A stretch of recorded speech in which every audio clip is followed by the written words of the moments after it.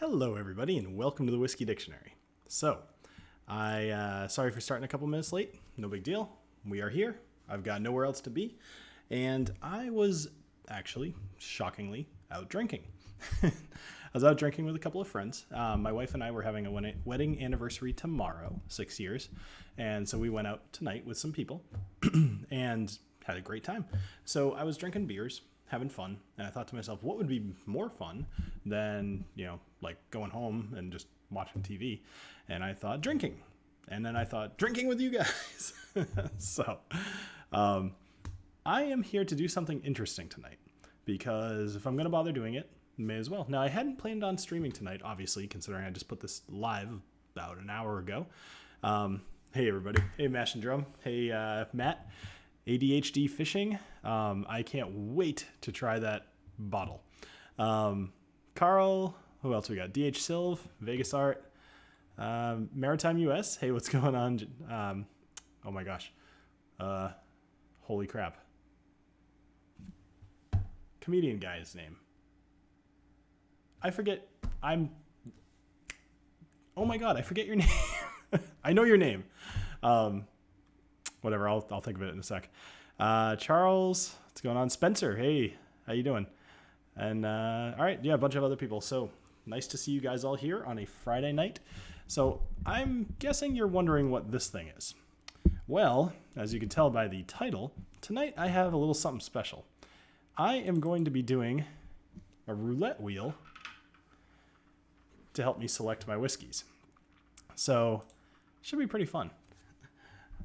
I showed your new t-shirts to the bartenders last night. When you posted it, they nearly died. That's awesome. I will say, I put this up in the Discord earlier. The first person to buy one of my new t-shirts was actually a lady named Rebecca, and I was very surprised. Bill took so long to start, my sound bar turned off. Sorry, Spencer. Yeah, I think it was about 8 minutes late. My wife came down about 3 minutes before I was ready to start with a technical problem with the television upstairs. So I went upstairs to help her out, as a true gentleman should. Figured you guys could wait a couple minutes so I don't have to look like a jerk. So thank you. Yeah, it's got a little bit of a wobble. This thing just came in the mail yesterday, and it was all bent to hell, but it'll serve the purposes of helping to drink. So my usual take of doing the wheel of death, I have really actually very little idea what's on here. I basically just picked out whatever, 2, 4, 6, something like 20 samples, and figured I'd just go at it. So let's do this. I'm going to pick my first drink, and that way I can say, happy weekend, I suppose. So let's go ahead and switch the camera over. And that's a lot of vodka. Not a lot of vodka. All right. So I got a little ball. Let's see. Get this guy spinning. Get this guy spinning. Actually spins pretty good considering the wobble. And let's see what we got. Now, each one of these little bottles has like 2 or 3 numbers on it, so it's going to be a little tough. All right, so this is number 21. And next time we do that, I want you guys to throw in the chat. Oh, wow, I picked right. I want you guys to throw in the chat whether you think it's going to be red or black, or if you want to pick a number, feel free. So this one is going to be... Oh, I should probably switch my camera back. Going to be the... oh, boy.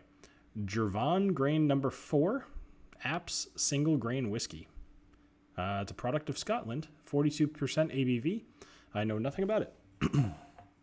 I'm going to start out with my Whiskey Dick Glencairn and pour this guy out. It's very light. Yeah, I'll go with the whole thing. Why not? From a drinker to a gambler. Oh, dude, I was a gambler first. I have spent many a dollar at the blackjack and craps tables and scratch tickets, although I don't do scratch tickets anymore. Too addicting. All right. So I knew Matt always has an opinion on whatever whiskey it is. I'm convinced even if Matt didn't have a whiskey that he would just be like, oh, it's good. Because, we all think Matt has like 1,000 or 2,000 bottles. I bet he has like 7 bottles. And he just goes out and buys a couple to make himself look good. No Southern Comfort on hand? Nope, none tonight. Although I did drink a 375 of Southern Comfort pretty darn quick one night when a girlfriend I had for about 5 years and I broke up. I drove home from college, which was about an hour, and hung out with her. And within about a half hour, she had broken up with me, which was not entirely surprising, but it still sucked. So then I was like, okay, I'm not going to hang out here. So I went back up to college. On the way, picked up a 375 of SoCo. Walked back into, at the time we were staying at a townhouse, and everybody was like, Bill, what are you doing back?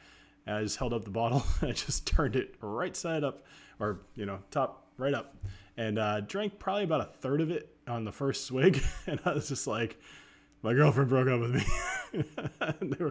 We proceeded to play Ultimate Frisbee for the rest of the night, and I kept that bottle in my pocket most of the night. It was empty when I woke up in the morning. So yeah, damn heavy drinking night. Matt has rooms full of bottles, and I'm not. Oh, I know he does. I'm just giving him a hard time. All right, so let's go ahead and taste this. Or, well, it smells actually not like a super grainy whiskey. I would guess this is from Speyside area, but I know nothing about this. It smells or maybe Highlands. It smells very fruity. Let's see how the taste is. If anybody's curious, I would actually, just since I don't want to sit here and Google on air, so it's Girvan, Girvan, grain number 4, apps, APPS. I'm curious if anybody can tell me anything about this whiskey, like what area of Scotland it's from. I think I said cheers, but cheers to you guys. Happy Friday.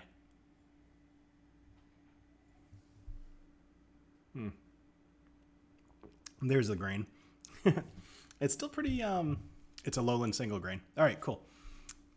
Really? It says 4 grain, doesn't it? Oh, no, it's just grain. Grain number 4. Okay. Yeah, it's a little bit grainy on the taste for sure. It loses a lot of the fruit, but it's not bad grainy. Sometimes it's bad grainy. This one's not bad grainy. Anyway, so what are you guys all drinking tonight? Hey, she flung poo. Or she flung tongue, sorry. Oh, cool, you're using the new emojis. So she flung dung is a member of the channel, so he gets like different icons that he can use, and there's a little badge next to his name. It's actually the first time I've ever seen it in the chat. So very cool. I'm glad you joined. Hey, Brian Walsh is drinking out of a Whiskey Dick Glencairn. Very cool. Still blows my mind sometimes, like that I will sell things that you guys have while I'm streaming. Like I don't know. It still just kind of blows my mind. I'm waiting for the day where I'm like walking somewhere and I see somebody wearing one of my shirts or something like that. It's cool enough to meet people in person who have any clue what I am. Apparently, I think it was around Christmas time. I was in Maine, and somebody said that they saw me, but I was with my family, so they didn't want to like come up and introduce themselves, which was respectful. I appreciate that. But I was a little disappointed because I wanted to be like, my wife was there and I wanted her to be like, haha, see, people know me. So do you feel like eating the top off the microphone like Willy Wonka movie? No, am I too close to it? Sorry, I can back it up a little bit. Oh, Steve A's drinking out of Glencairn as well. Sipping Bowmore 9 sherry cask. Interesting. That's a young Bowmore, huh? What do you think of that? I'm curious. Who was that? Fraser. Glen Scotia 15. E.H. Taylor. Bottled in Bond. Nice. Just killed a bottle of my 1792 pick. So here's a question for you guys, because I have a very skewed view of this. I tend not to do store picks, only because that means nothing to my audience as a whole. So very, very rarely will I get a store pick unless I just simply can't get that bottle anywhere else. Do you guys like doing store picks? Do you find it's like an interesting way to have something that you like in a different taste? Or is it something that you're not really interested in? Especially, geez, I keep burping, sorry. Especially for those of you that are collectors, do you collect store picks as well?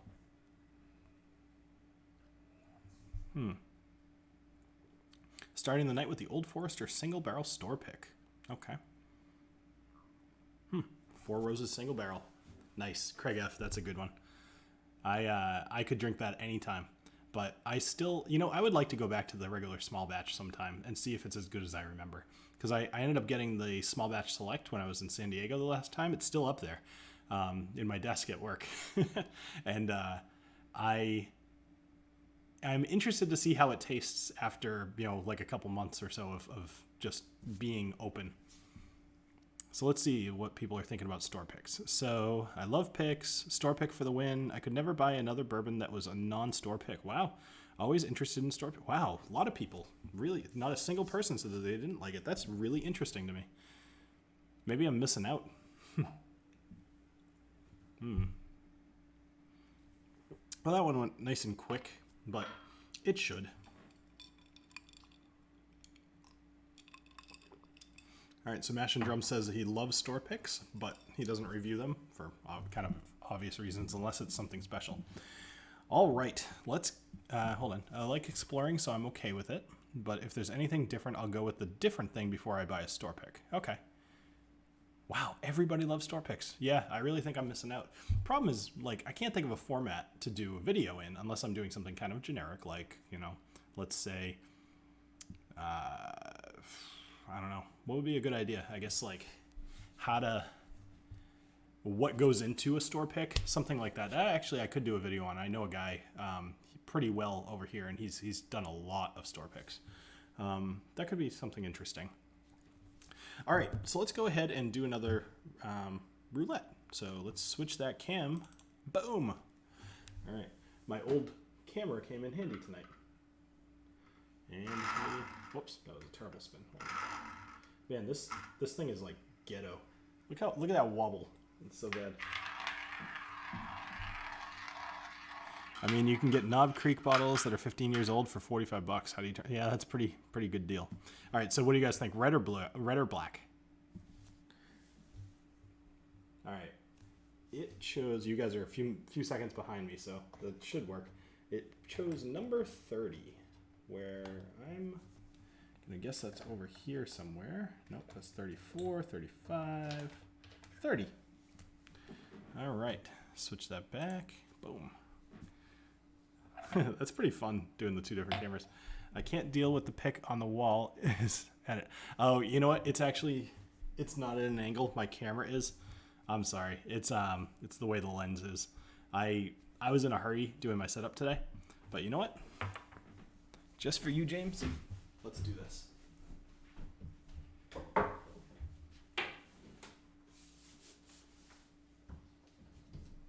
There you go. That was for you. I hope you appreciate it. Alrighty, so what did I pick? We got Long Row Peated Single Malt Whiskey. Oh yeah, I've heard of this one. I am eager. It's at 46% ABV, 2.5 centiliter. Oh yeah, product Scotland. All right, so now nobody tell me that you don't like the position of my bar, because you guys know I'll move that. All right, let's see what this does. In the world of whiskey, Wesley Snipes always bet on black. Oh, in the words, yeah. Wow, what a legend. There you go. All right. Let nobody ever say the whiskey dick is not a people pleaser. Also, once again, a very light whiskey. Now, the funny thing is, this a lot of these are still from my advent calendar that I got in like Christmas time. I only ever drink them on stream, and I usually don't drink the whole thing. But the thing is, they're all Scotch. There's no bourbon whatsoever in here. So it kind of makes me wish that there were a bourbon or two. But, oh well. Is it? Yeah, it totally is. That's funny, Steve. I was just saying that. So now there's too much empty wall. Well, so too bad.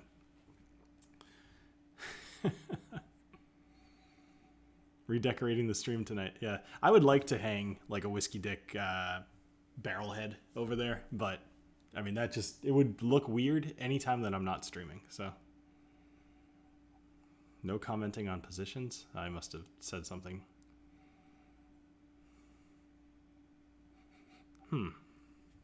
That's kind of I'm having trouble picking out anything specific on the nose here. I feel like I would smell it. Like, it's a little honeyed, but I'm not smelling any of the peat.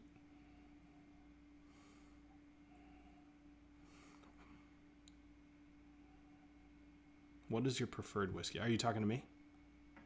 I would guess so. I don't have a preferred whiskey, honestly. If I had to be alone with something for the rest of my life, I don't really know.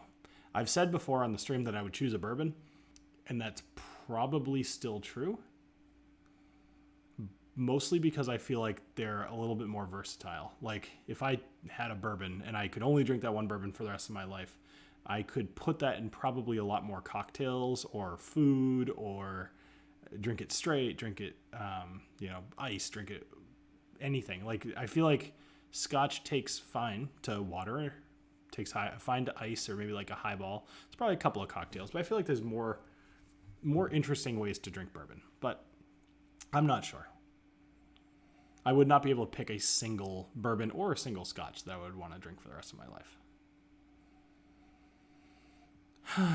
It's kind of has to be Booker. See, I thought that too, but then you got to wonder which one, right? I think it would probably be the 2017-02 or maybe the 2018-01 for me.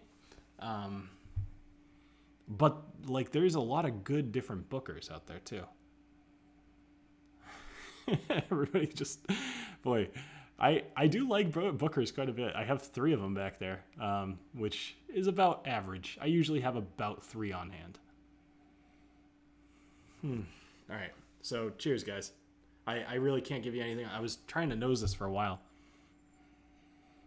It's just kind of light. It's not fruity. It's not really peaty, despite being peated.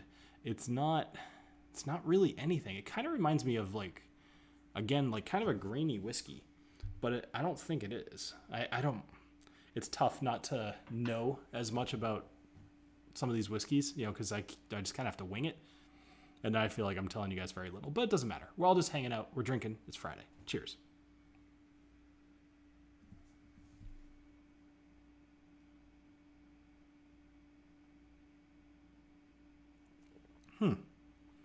I like the taste of that. Ooh, even the finish is very nice. At first, part of the reason that was a long quiet for me, even tasting things. I feel like I didn't get any of the peat right off the bat, and so I was just waiting for it. And it wasn't there until after I swallowed, and then it just flared up my nose, and now I can taste a lot of peat. That's very interesting. Knob Creek single barrel, that way you can get store bags. All right. Oh, good. Brian Walsh subscribed to Whiskey Crusaders. There you go, Matt. Hey, Eric, wait. No, I did not know I was going live either, Eric. And actually, I even delayed the start of my stream for probably about 3 extra minutes because I saw you were still going. I didn't want to step on your toes any more than I already did. So I hope you had a good stream tonight. I actually didn't catch any of it, but I'm sure a lot of you guys were in Eric's stream. So tell Eric he did a good job, because I'm sure he did. He always does a good job. Hey, have you guys all checked out Eric's big series on Scottish whiskey and the history of Scottish whiskey?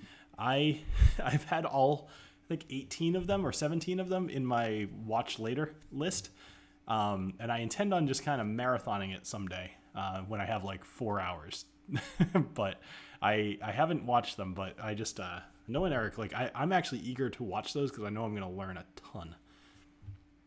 Hey, Donner Pass.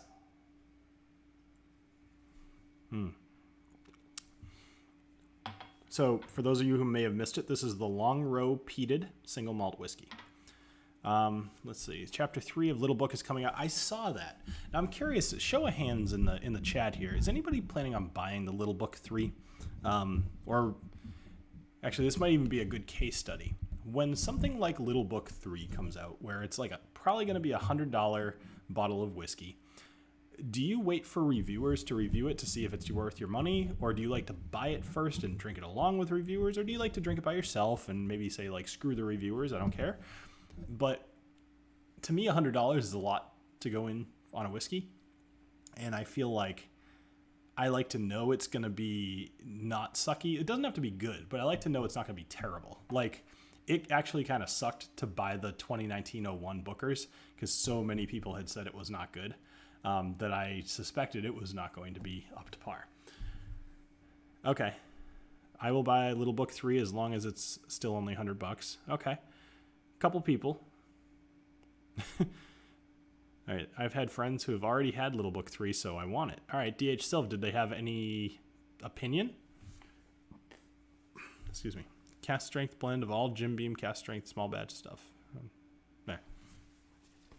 Ooh, Lafroig 10 and Ardbeg 10. And Kalila 12, all about 50 and 50. Really? That's a good price. Ardbeg 10 is usually closer to like $60.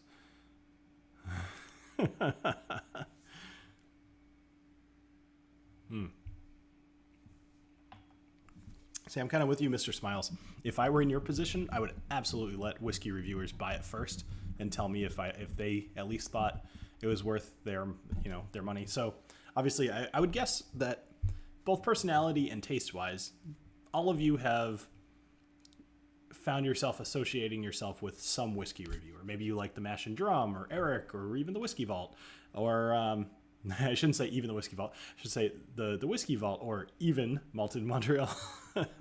But you've probably found somebody out there who has similar tastes as you, and I would actually be curious. Just not show of hands, like if there is somebody that you find that you personally identify with. It could be anybody. I don't care if it's me. Put it in the chat. I'm curious what people find. Like, do your tastes line up with anybody in particular? Chad and Sarah, or Chad or Sarah. Scott, Scott and Bart.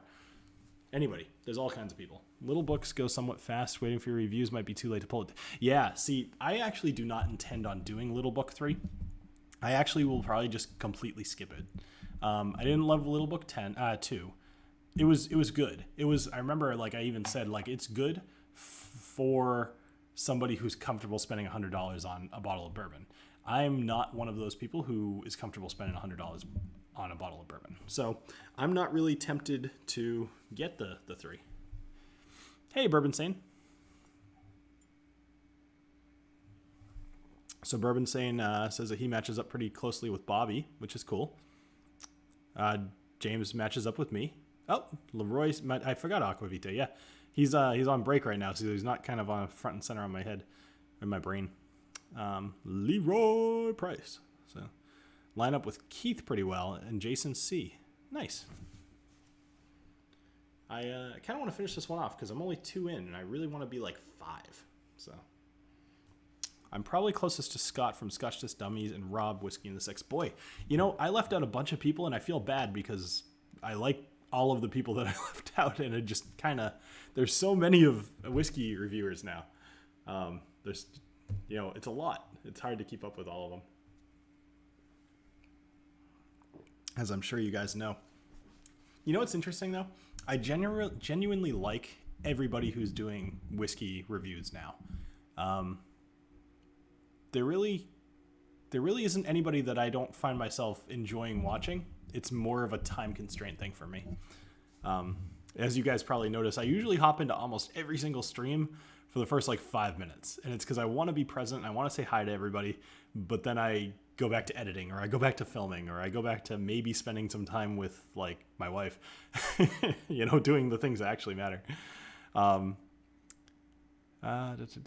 Yeah, you've got a good point, Steve A. So I was given the Little Book 2, actually, just from a person at Booker's, contacted Booker's. So I made a contact with Jim Beam, who was happy to send me Booker's and everything from Booker's. But the problem was that they sent it so late. And for a long time, I was the first one to review any of the Booker's. And then, people kind of started doing it too. People from Kentucky, or people that are just closer to where it's made. And out here in Massachusetts, I'm one of the last people to get it. So I kind of stopped trying to be first, unfortunately. Thank you, Whiskey Crusaders. I appreciate that. Eric Waite finds himself identifying with Eric Waite, which is fine. I always thought he identified as a woman, so that's good. All right, so let's go over to Cam 2. Boom. And let's go for dram number 3.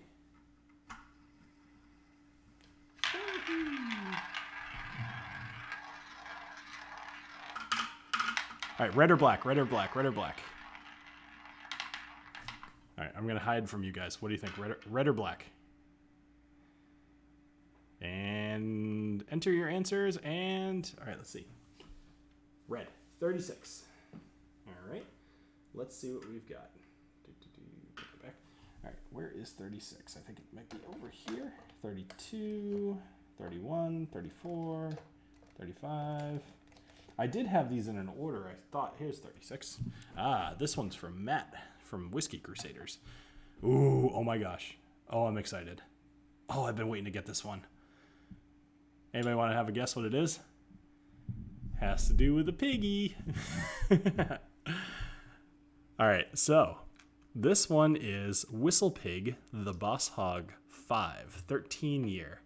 The Spirit of Mauve. Now, I will say, I am definitely pouring this whole thing because I am really, really excited to have this. I guess I was wrong. Boss Hog is a rye, right? Well, actually, like I said, the other one was from the Advent calendar. So those are all scotches. This one, I'm pretty sure like all WhistlePigs are ryes, but pretty sure. That looks like DH Silva actually guessed it right. Oh, thank you. Yikes. I have tried the Glenfiddich IPA? No, I have not. Can I buy a vowel? Bacon whiskey? Bacon whiskey. Yes, thank you guys for reminding me to change the cameras. If I forget, just don't hesitate to just blast me. By the way, speaking of blast that like button. You can't see me? You should be able to see me at this point. All right, you guys can see me, right? Cam 2, Cam 1, camera 1, camera 2, camera 1, camera 2. All right, that's got to be right. Topo whiskey. Bacon whiskey. Funny. Oh, that smells good. Ooh, it smells so good. Can I be an asshole for a minute? How jealous are you guys of me right now, drinking Boss Hog 5? Oh, I'm so excited. Oh, it's going to be so good. All right. Cheers. Blast that like button. All right.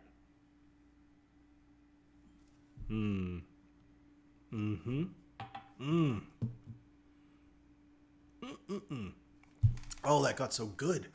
Oh my goodness, the rye is so good. Oh, it's so spicy. Wow. That's like a $500 bottle of whiskey, though.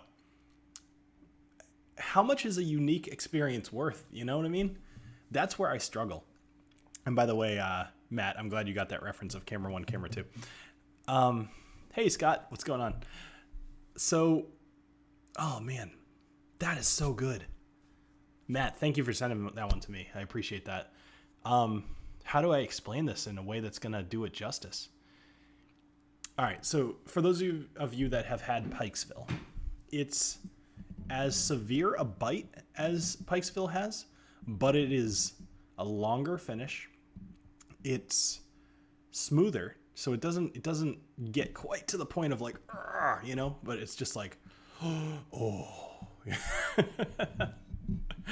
Did you buy any bottles from San Diego Distillery? I didn't buy any. They gave me the peated. Boss Hog is one of the WhistlePig bottles.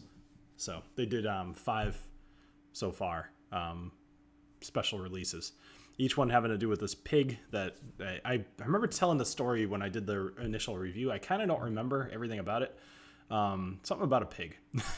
So I know it was a she, and her name was Mauve, and she recently died. And this was the one to say, like, you know, be like a tribute to Mauve. And the box itself was kind of shaped like a coffin, and on the stopper it had a picture of Mauve with wings, and she was like flying, which, you know, that's got to be pretty good. Well, Pikesville being severe is the best way I can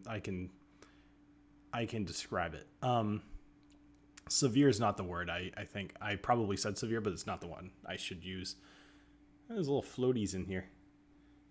That's cool. They look like little pieces of charcoal, actually. It's not from the glass. Yeah, that's cool. Matt, are you trying to poison me? Did you put like little pieces of dish soap or something? The Calvados barrel they finish in on that one is insane. Mortimer was her husband pig, and she passed, so a tribute to her. Yeah. Husband pig. So I'm curious, for the Boss Hogs, do you guys know if the Boss Hog whiskey was still when WhistlePig was sourcing? Or is it their own stuff? Oh, it's so good. I'm tempted to like only drink half of this and just leave it for after I'm done with the stream. Oh, it's so good. Oh, man. Yeah, I'm sorry. You guys are just going to have to watch me enjoy this for a minute. They're based out of Vermont, Bourbon Sane. Yeah. So it was, is it still all sourced? Wow. I didn't think that they were. I know that they were sourced for a long time, especially when they got popular.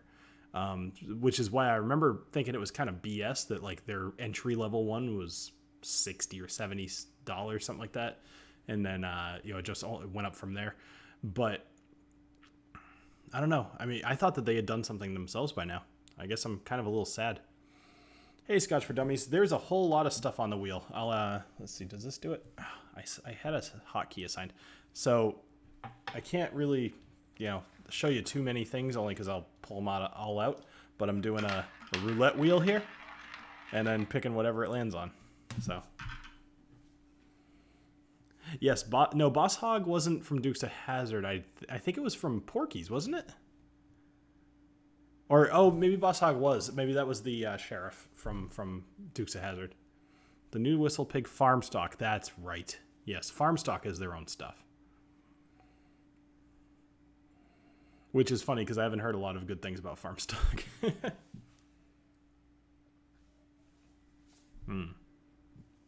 Would anyone pay $500 for their whiskey if it wasn't sourced? I doubt it, DH Self. But they don't have that oldest stuff.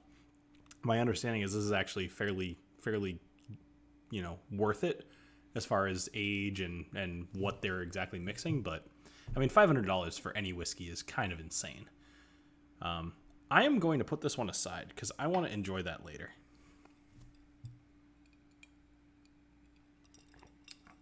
All right, so let's go to dram number 4. All right, so grabbing our little ball here. Grab it by the ball. Get some. All right, red or black, red or black, red or black. What do we think? Ha! Another red. All right, that's number 1. Let's pick number 1 here. I think that one is. That's number 4, 5, so it's over here, I think. Yep. All right, let's see. And I switch the cam back. Frisk Hinder, single malt, 7-year. Is this the not Swedish, Finnish or something? Matt, you're gonna have to help me out here.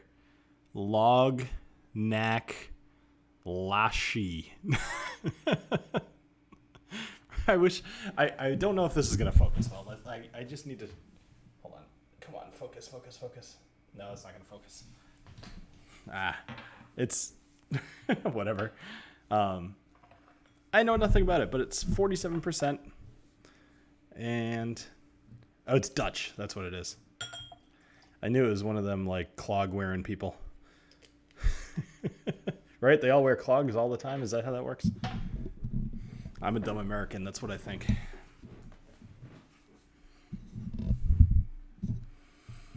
That's an interesting smell. What an interesting smell you've discovered. Hey, Craig. Thanks for dropping by. I appreciate it. Huh. There's a smell there I recognize. I'm trying to pick it out. Use the roulette cam? Why do you want me to... Oh, yeah. Okay, yeah, that's a good point. Let's do that. So... Pull it back a little bit. Come on, focus. Yeah, there you go. So that right there is Whiskey Crusader writing. Come on. There we go. Now you guys see why we have such a hard time. He's never going to send me bottles again. All I do is make fun of his writing. Cognac finish. That word is cognac? Oh, it sure is. It looks like LOZNGC.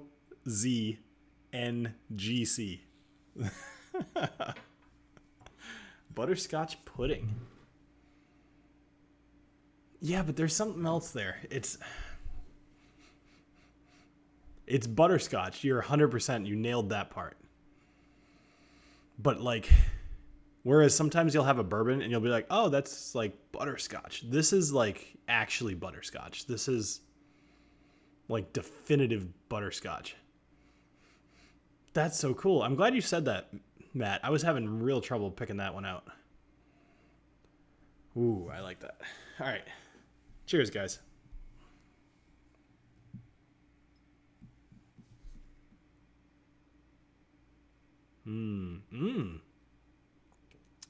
It tastes like butterscotch, too. Ooh, I like that. I think I've had this one on the stream before because it was half empty. So I opened it at least probably for a stream because I've only ever done these. It's hieroglyphics from ancient astronauts. Aliens. I don't have the hair to aliens. Send him a label maker. Yeah, that would actually be worth it. Matt has sent me so much whiskey. I could probably stand to send him a label maker. Does anyone smoke weed with whiskey? That's a good question, James. Not my thing, but I'm curious if anybody does that. I mean, it's legal most places at this point, so it's not a big deal to throw it in the chat. But we were drinking on it last night, and I have it in front of me right now. Oh, okay. I feel like you must drink an awful lot, Matt. Should I be concerned about you? Should I be concerned about any of you, honestly? A lot of you guys are in every single stream. But I like to think that you're just aficionados and that you're all drinking very responsibly. So I should probably get to some sort of substance of this stream, other than just the fact that I'm on here drinking with you guys. So a few things. Let's see. I had two new shirts come out yesterday. I know I kind of mentioned it at the very, very beginning of the stream. 2 new shirts come out yesterday. I'm actually pretty hopeful for them. I'll probably put them up on Facebook, honestly, which I haven't used Facebook in like 3 years. But I might use like the ads or whatever. So it's got a picture of a beer mug and another one that has a picture of a whiskey glass. And it says, "It's okay to go glass to mouth," which I don't remember how I came up with the idea, but it's I've just been laughing about it for a while. I kind of thought about it for probably about 3 weeks just to make sure it was still kind of funny to me. And then I finally asked my designer guy to make a shirt out of it. And I'm pretty happy with it so far. I ordered myself one like right away. So I'll be wearing that probably the next time you guys see a stream for me. Have I ever had JD SBBP? Hold on. I'm kind of blanking on what single barrel proof? No, batch proof. Single barrel batch proof, but I don't know what I'm blanking on JD. Why am I blanking on JD? Oh my God, Jack Daniels. Okay. Wow. I was drinking before I started the stream too. So, single barrel. Have I had the single barrel batch proof? I don't think so. If you haven't seen it on one of my reviews, then I haven't had it. Pretty much everything I have at this point. I've had Belveni 12, and I've had Yellow Spot, and I've probably had like a half a dozen other whiskeys that I haven't reviewed, but I tend not to have too many whiskeys that I don't buy a bottle of to review. So, really? Marijuana is still illegal? Well, no, it's illegal in some ways, but it's not illegal to smoke it. Like in Massachusetts, you can straight up smoke it in public. It's illegal to have a certain amount of it. Like you can't have enough to distribute is, I think, what the big deal is. By the way, I'm totally like, I'm taking 100% pass on me or not realizing what JD was, because clearly I know what Jack Daniels is. Got a bottle of it on the shelf back there because I was doing a thing. What was I doing? I had the Jack Daniels rye. I was going to do some sort of a comparison, and I was like, this isn't even a comparison to make. It's completely different. But the JD rye was surprisingly good, actually. I was a little shocked. I was kind of expecting... I always expect very little out of Jack Daniels. And some of their better stuff actually genuinely is pretty good. So it's almost like they know how to make whiskey. They just choose not to. Oh, okay. So federal law, yes, it's illegal. But state laws, okay. Okay, got it. This is really good. Hey, Matt, do you have any concept of how much a bottle of this costs? Because I kind of like this one. This would be a fun one to review. The Frisk Hinder. Frisk Hinder. Yeah, that's terrible. 100%. All right. Yeah, okay. Well, whatever. I'm not against people. I have no love for weed. Like, I've actually literally never tried it. I just have never had a desire. Well, I've had a desire to a few times. I never did. When I was younger, I actually didn't even really drink until I was about 21. I got really, really hammered when I was 18. And then I stopped until I turned 21. And the biggest thing for me was I didn't like the idea of not being, like, in my right mind. Something about it didn't sit well with me. And so I was turned off of weed, and the people that smoked weed, like none of my friends smoked weed. So I didn't really have a whole lot of peer pressure for that. But I feel like I still would have kind of held up to it because I was offered a few times and I just kind of was like, nah, not my thing. And then they went out on the porch, did whatever they did, and I just kind of hung inside and watched TV or whatever. So $80 in the Netherlands. I don't know. And even if your state has legalized it, you could still lose your job for using it. Yeah, it depends. It depends a lot. Most jobs don't do consistent drug screening. Most jobs don't even hold that over your head as a possibility. So, I don't know. I certainly don't really judge people, especially today, people that smoke weed, although I would say that as a hiring person, if somebody came in and I got the inkling that they probably smoked a lot of pot, probably wouldn't be like psyched about it, only because it tends to bring a certain attitude as well of, oh my God, Eric, I'm with you. If I got the munchies, like I get the munchies when I drink. If they're anything like that for weed, and yeah, that would be a problem for me. All right, camera 2. Let's see what's next. Yeah, stop it. Jeez. All right, there we go. That's better. I didn't get it here. My friend brought it back with him. Oh, red or black, red or black, red or black, red or black.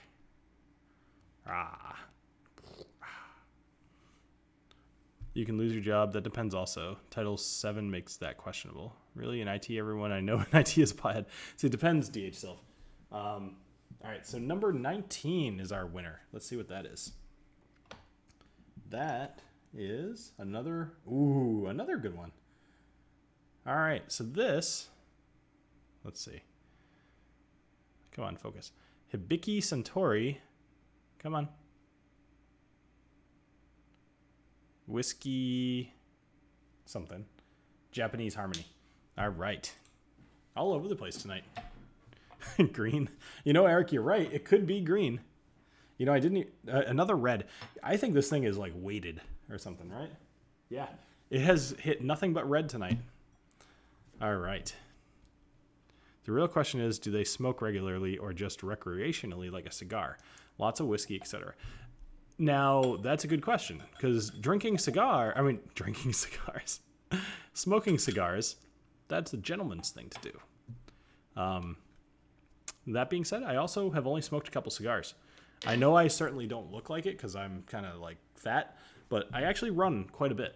And I just have never been into the idea of smoking anything because I know that will affect the way I run. So that's why I don't smoke, but I have had a couple of cigars and they have been really fun. I totally get the attractiveness of like sitting there and having a cigar. The last time I smoked a cigar, actually, I was in New York. I was with this guy, Matt. Mike. Sorry, Mike. And Mike and I were hanging out at this cigar bar, and we were drinking scotch, and we were having cigars, and we were talking business. It was like the most cliche thing that you could do, but I had what did I order?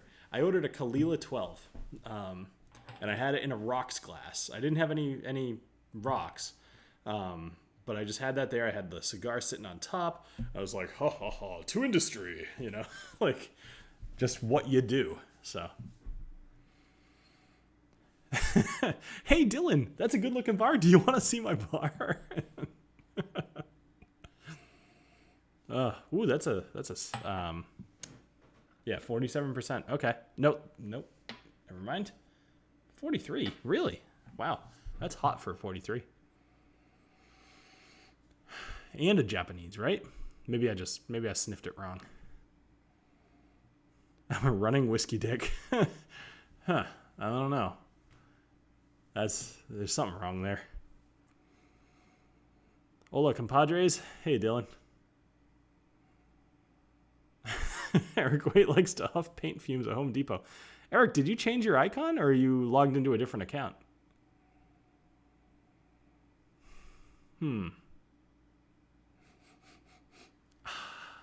Hibiki. Very, very good. You guys have probably had Hibiki at this point. If you haven't, I mean, really getting your hands on any Japanese whiskey is going to be a good experience for you. You should do it. What have I drank so far? All right, so before I have a sip of that, why don't I do a little quick recap? Because that's a good... Yikes. Figure I'll just make a whole bunch of noise and wake everybody up. All right, so I started off with the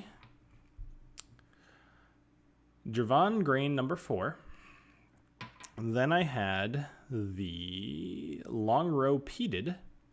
Then I had the Boss Hog 5, which I still have some, and I'm going to drink it after I clean up all my gear here as a reward to myself. Then I have had the Frisk Hinder, which is a Danish whiskey. Danish. Then I have now the Hibiki Suntory.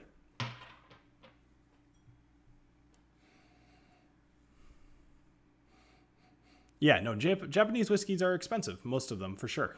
It's part of the problem, because they're really good, you know? It is what it is. They're expensive. They come all the way from Japan.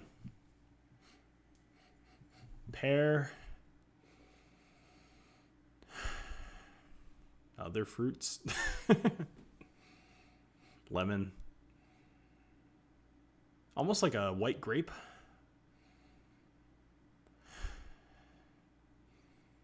Very, very probably wrong hint of strawberry.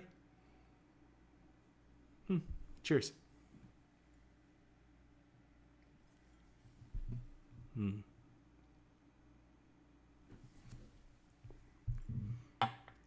That's a whiskey that the second sip is going to be better than the first.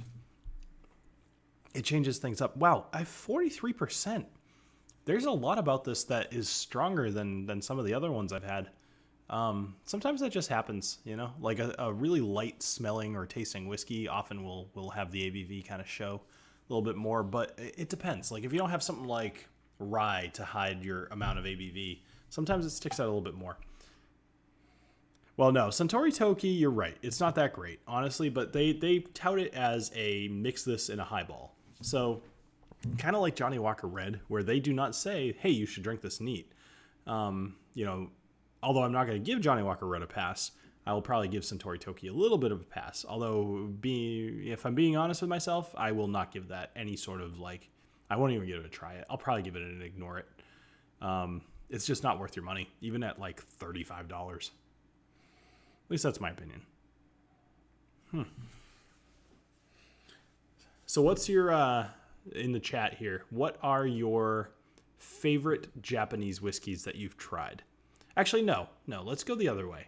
What's the worst Japanese whiskey that you've tried? What's one that you think you should avoid? For me, it would be the Suntory Toki.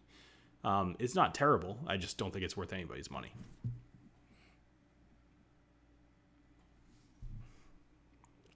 I'm not going to be dancing on the table. I'm white. I can't dance. But I will shift around a little bit. That's because Johnny Walker Red is the worst and Toki is also not great. I should go watch some other whiskey tubers reviews of Johnny Walker Red. I'd love to see what they say. I'm sure nobody gave it like a pass. Maybe some people said it's okay in a mixer. But it just, like, if it's not universally just one of the least good, I'm not even gonna say like horrible, even though I personally don't like it. It's one of the most popular whiskeys in the world.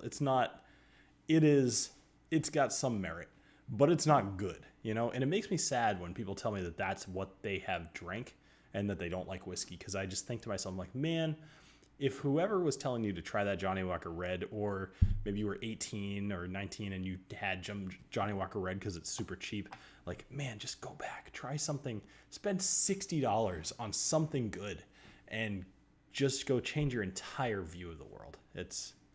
Yeah. Eric, so you made a nice cocktail with a Japanese whiskey. What did you do? I'm curious. Too simple to drink straight. I can't even give away my bottle. Steve A keeps threatening to bring me 1.5 liters, or what, the 1.75 of the Johnny Walker Red, and I gotta tell you, Steve, if you bring that, it's gonna sit at La Quinta, and I'm gonna give it to the bellhop, or whatever you want to call him, the person working the counter, not a bellhop, but like, hey, what do you think? This is yours. So Eric, I'm dying to see what you made.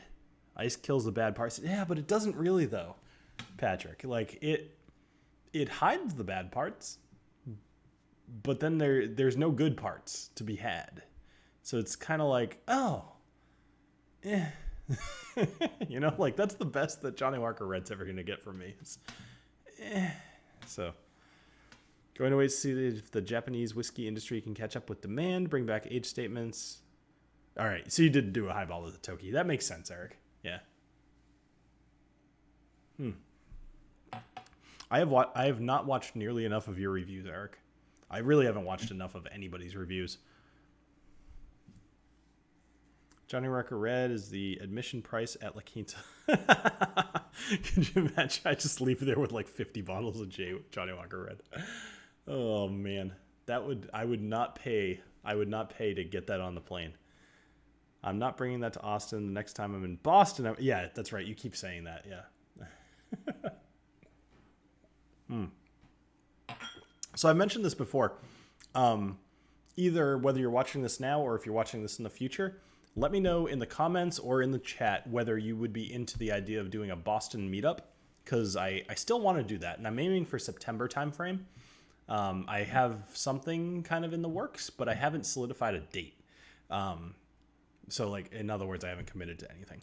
Because the idea is I tried to do something in San Diego a couple times, and California is one of my biggest markets, and I really didn't get like anybody to show up. So I'm a little bit nervous about booking something that would potentially like actually cost me money to do in Boston, to reserve a room or whatever, which I'm happy to do if I know people are going to come. But anyway, all right. So I think it's 10 o'clock. I don't know. Am I stepping on anybody's toes? Is anybody going live tonight? Let me check real quick, see if anybody's starting up. I don't mind going for a while, but I also know that I'm kind of like interjecting myself here. Although 9 and 10 is kind of my spot. So, all right, let's do camera 2. All right. Nope, stop it. There we go.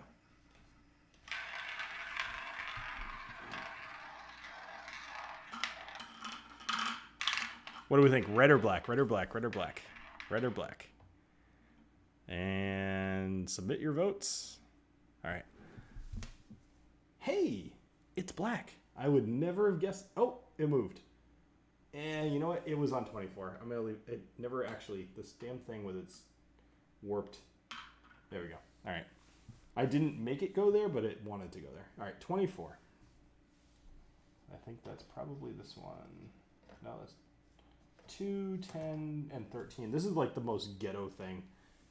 I did not think it was this terrible when I bought it, but it was also very inexpensive. So, oh well. I'm just glad you were on tonight after last night's disaster for us. Yeah, you poor guy. Ooh, this is a kind of a tried and true here. It's funny that I was just talking about this one. Come on. Come on. Focus. Come on. Or whatever. It's Belveni 12. So Belveni Doublewood, 12-year-old. So Let's pour this guy. Yeah, poor Eric. Poor Matt. I was trying to help him out last night. He had a live stream he was going to do. It didn't really work out. YouTube just yesterday, for anybody that's watching this who maybe hasn't streamed in a couple of days, there is a change with YouTube. You can't do Google Hangouts anymore. You have to use their integrated Stream Now thing. And unfortunately, Matt happened to stream now on the day that they changed that and hadn't looked ahead of time. So he called me up to try to help him through it. Didn't quite work out, but sounds like you still had a pretty good night, Matt. So Eric's saying, well, in Scotland, I had the Hakushu 18 at the Highlander Inn Bar in Speyside. The owner is Japanese. It was phenomenal. Cost me £50. Sells for about $500 per bottle. How many dollars per pound? Like, what is 50 pounds in dollars? Last time I was in London, pounds were worth more than dollars, by like $1.50, I think. But I think things have changed. It's funny. After all the other stuff I've drank tonight, the Balvenie 12 is kind of light. So Ziggy Num Nums. Yeah, one of the best things about having weird names is when you do a live stream, like you have to say them. So Ziggy Num Nums. Pete will eventually be for you. I think that you probably just need to drink more types of whiskey and let it sit for a while. Or, wait, actually, here's a good question. Which peated whiskey did you try? So you did Westland 3-core range, Gariana 1, 2, 3, Peat Week 4 and 5, and Reverie. All right, so it's more like $1.30. So, wow, that was an expensive dram. So 50 times 1.3 is roughly like $67. That's a lot. Holy crap. All right, so Eric's saying $1.25. That's a little easier to math, but oh well. $65. I haven't looked into that at all yet. Is there a way to still bring in multiple people? So Bourbon's saying, I'm not sure. I haven't done it yet. I gotta think that there is. Because I think you could still, like the main thing is that you have to use OBS now, or some other streaming encoding service. So not sure, but I'm glad I'm not the one that has to figure it out. I'm sure in a day or two, or if not already, there'll be a tutorial somewhere on YouTube. I don't know if this is from my glass, or I think that's from my glass. I made the mistake of putting a whole bunch of Glencairns in my dishwasher, and they just like, for those of you that don't know, Glencairns just do not get that clean in the dishwasher. But I don't know. I think that actually was from the glass. So Balvenie 12 by itself is a great whiskey. Compared to most of the stuff I had tonight, this is kind of lackluster. I'm almost a little sad that this is what I'll probably end the night on, but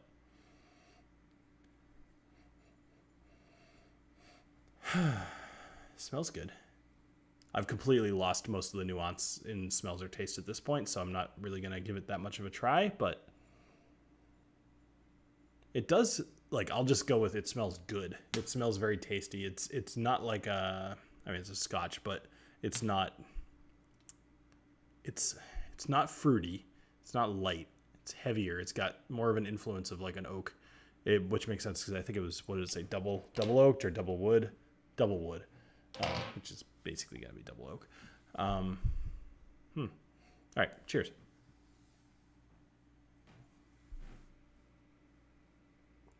StreamYard seems to work okay. Looks like you can have yourself +6 guests. StreamYard. I'll have to check that out. Hakushu 18 was the most intense Mizunara cask influenced Japanese whiskey I've ever tasted. That's saying a lot. There's not a lot of them out there, though. The only two I can even think of are Glendalough and Chivas Regal, oddly enough. I'm sure there's other ones that do Mizunara. I would guess there's a Macallan probably, or probably a Glenfiddich. But I'm not sure.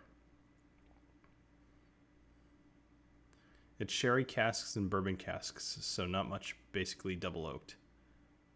Okay, well, that's good to know, actually. I mean, obviously I know very little about this.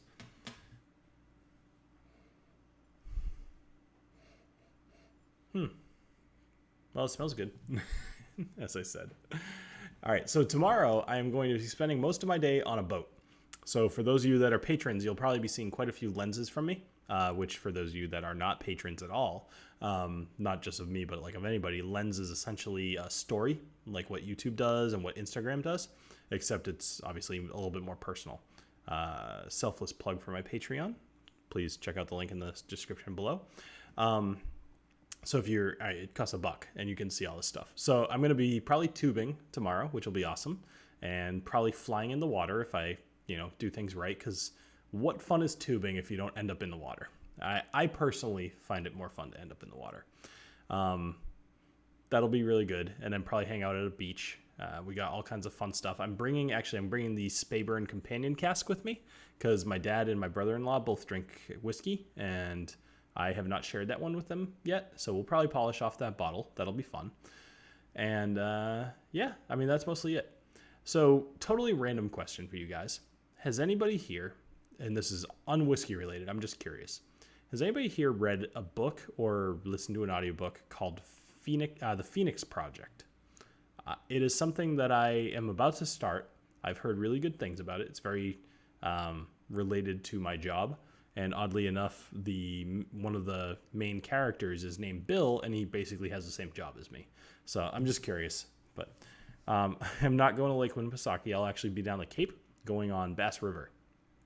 So tubing and whiskey at the same time. Yeah. I'm a really good swimmer, so I'm convinced that even if I were like hammered, I could probably be fine. So, but I'll probably tube before I drink too much. Don't forget the sunscreen. Yeah, I know. Tell me about it. Eric, you get it. This thing is, radiation poisoning ready to happen. So here's a question. Who wants to see me do one more? Show of hands. You know what, Eric? You just reminded me I need to make sure I pack my hat. I would have noticed probably about 20 minutes into my drive down the Cape. So I appreciate that. So would anybody like to see me do one more? Because I will totally go grab one more glass. Actually, I know you guys are going to say yes because you're all enablers. So I'll be right back.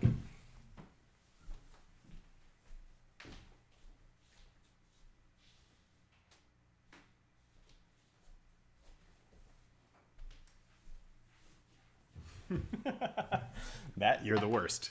Worst enabler because you were the first one to respond. Bookers. All right. So let's go to Cam 2. I didn't get any super chats tonight, so I'm not drinking any bookers.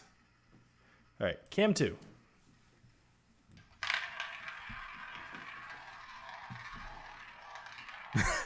Kill a jolt. All right. I usually do have a hat in my car. All right, red or black, red or black, red or black.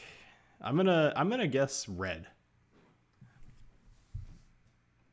Oh, that's BS. Look at that. Hold on. Let's see if this focuses, because... Hold on. You gotta see this. All right. Actually, that's pretty clearly 11. I'm going to blame the angle that I was at. From my angle, it appears to be both 30 and 11. But, all right, number 11. Where are you? 17, 16, 11. All right. So this... Oh, interesting. Ooh, this looks fancy. All right. Berry Brothers Spayburn Cask number 701703 single malt whiskey. All right. Oh, she flung dung. All right, hold on one sec. So, she flung dung. You get your choice. Would you like 2018? Actually, I'll go grab the 3 I have.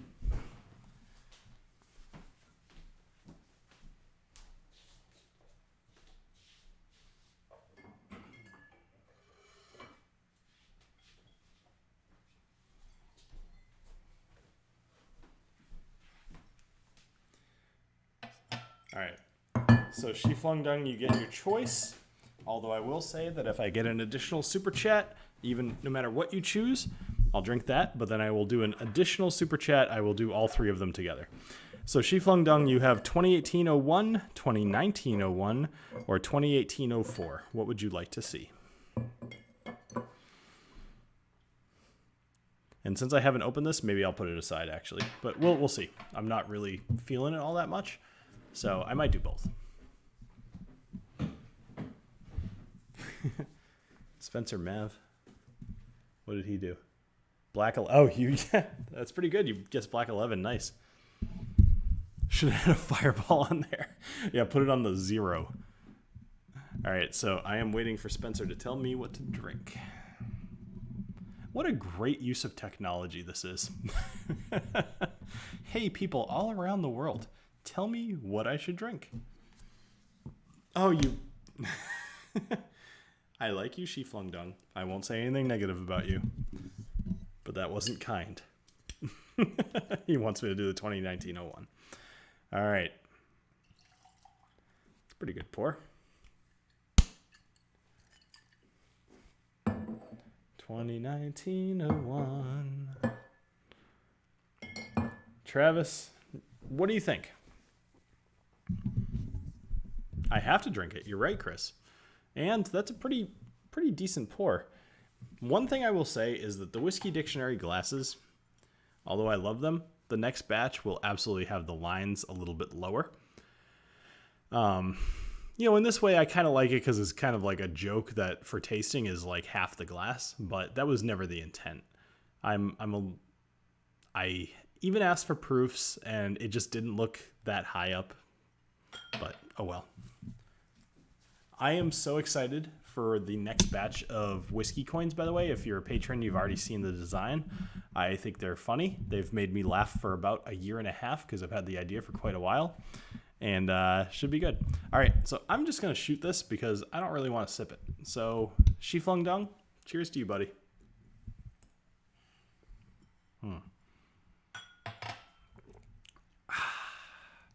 Yuck.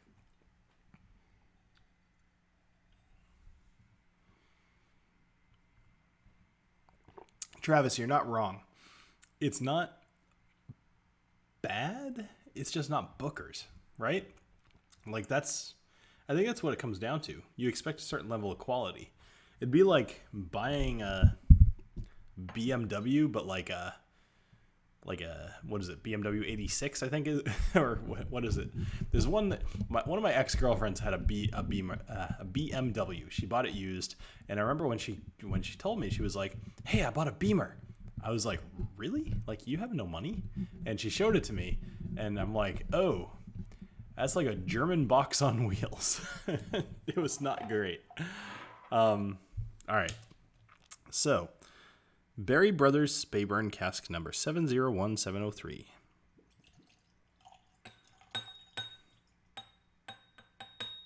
That's okay, She Flung Dung.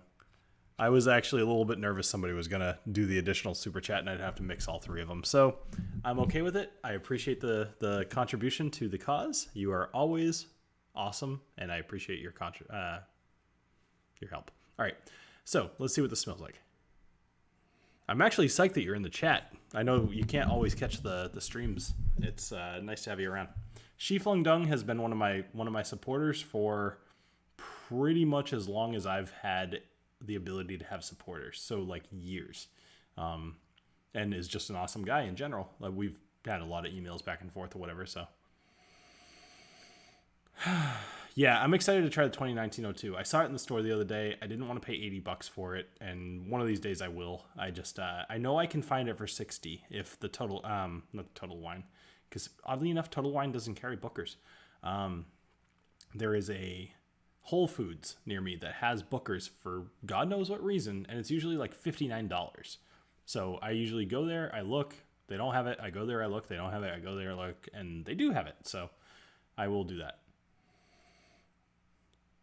Huh. I didn't... No. That's interesting. This actually, this doesn't smell very good.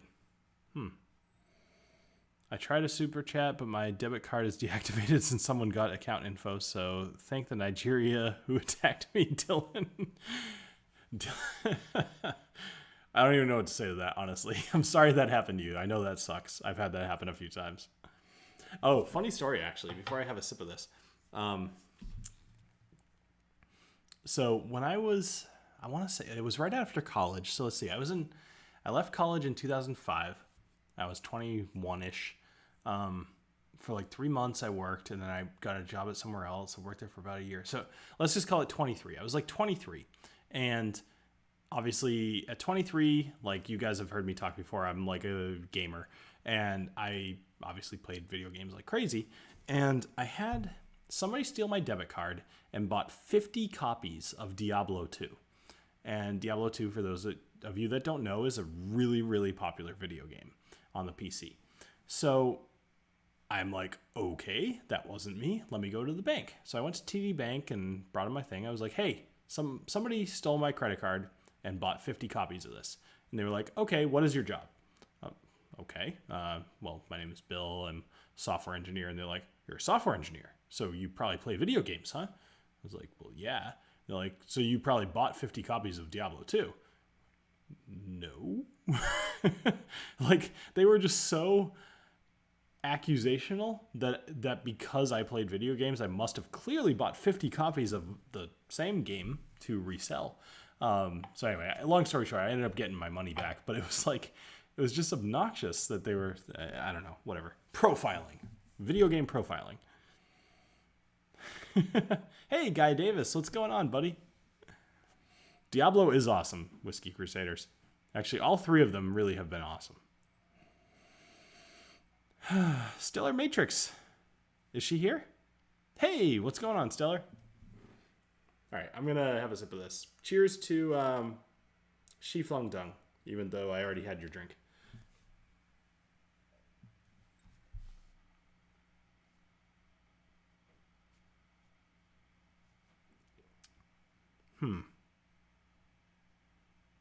That is weird.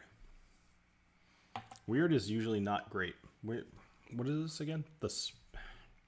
Nope. I know it's like Spayburn something or other, but what the heck is this? And why would I put it way at the end? All right, Berry Brothers Spayburn cask number 7. Would somebody please look this up for me? I'm gonna do this. So, Berry Brothers Spayburn. Come on. Cask number 7101703. Somebody look that up for me and tell me something about it, because I'm just like so confused. Gaming with Sun and listening to the Dick. What are you playing, Shi Flung Dung? Killajolt. See, I always played the Sorceress. Whenever I play video games, I always play a magic user of some sort. When I played World of Warcraft, I was a shaman. Before that, I was a mage. So, I switched over to Horde because fucking Horde. But playing Diablo, it was always a sorceress, and then I played a necromancer for a while. But I don't know. I always like just throwing fireballs at things.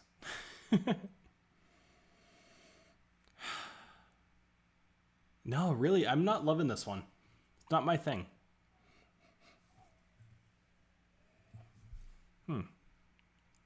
League of Legends. All right. I played Heroes of the Storm for quite a while. That was fun.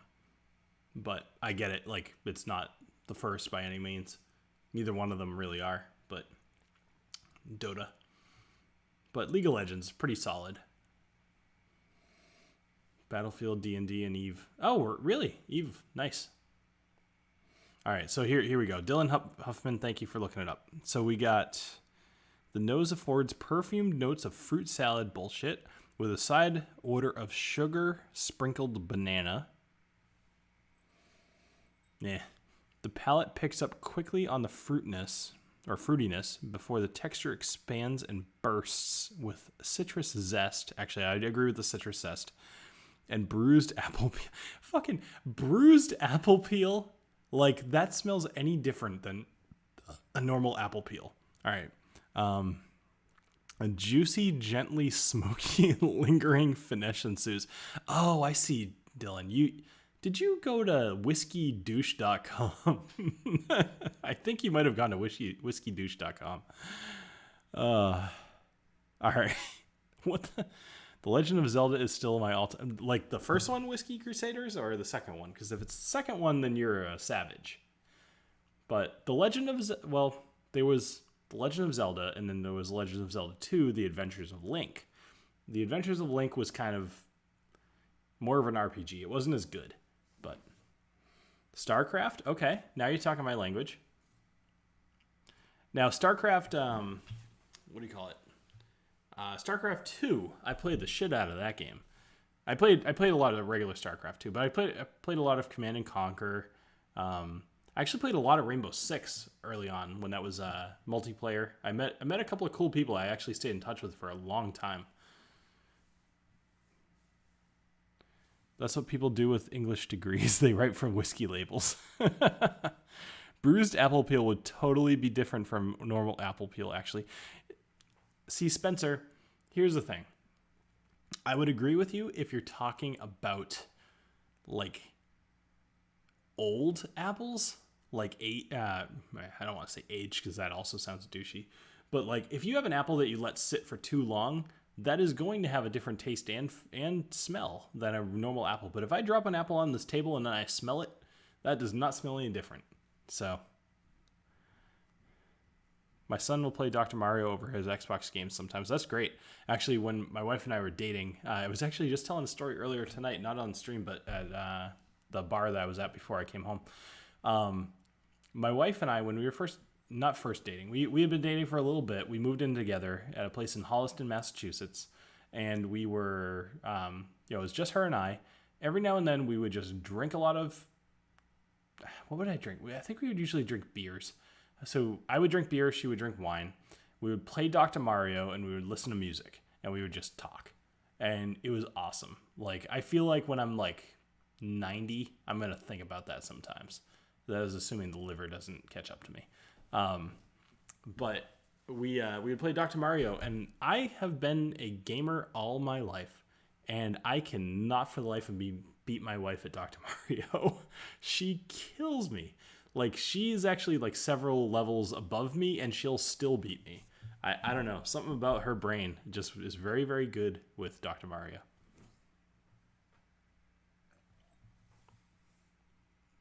Nintendo's still pushing Mario, Zelda, etc., and they are all still great. You're right.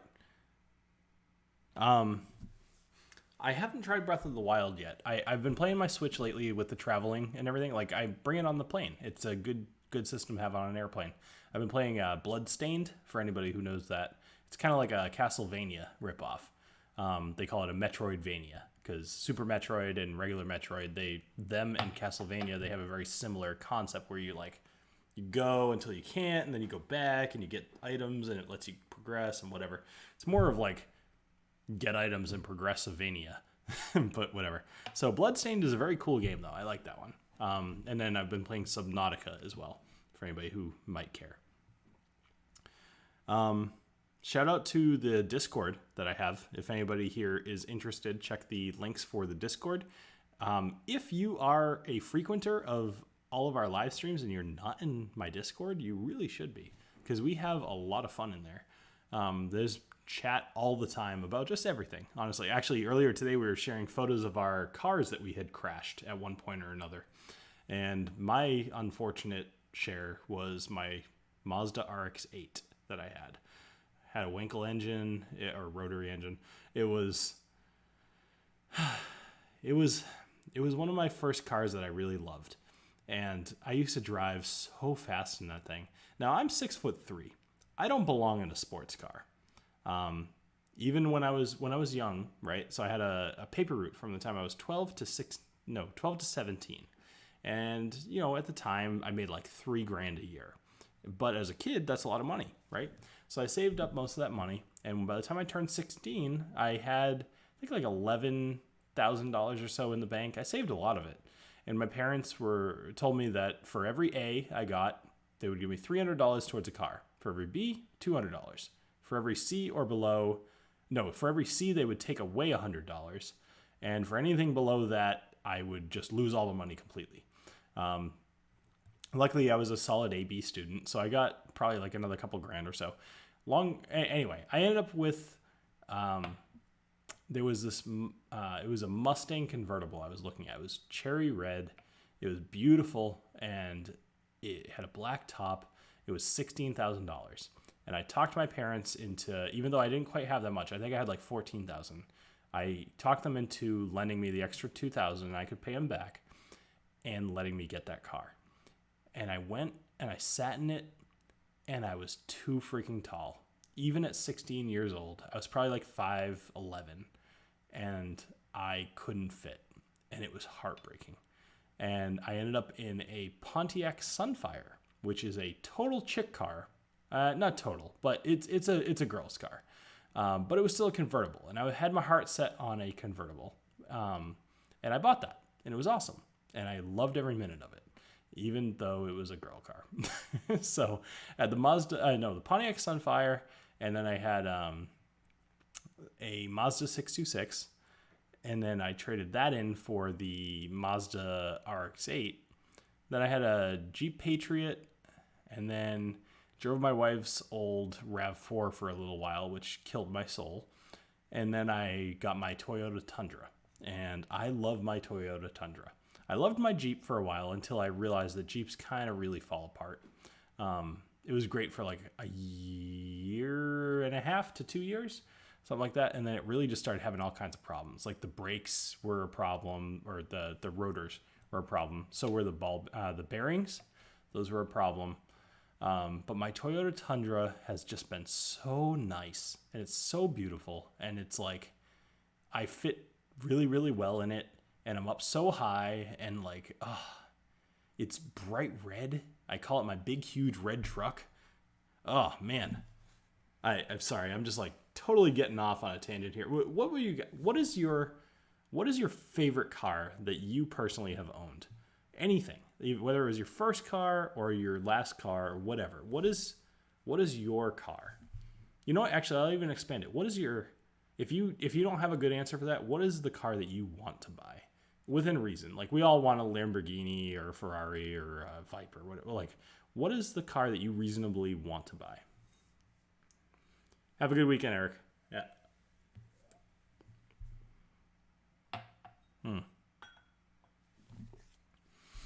So let's see what's going on in the chat here. I probably missed quite a bit.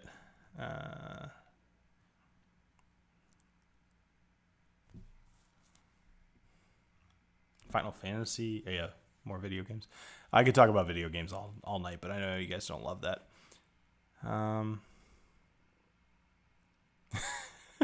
I'll stick with my Oh, never mind. I thought you were making a joke, Michael. I was thinking like Forester, like old Forester, but I forgot Forester is actually a car.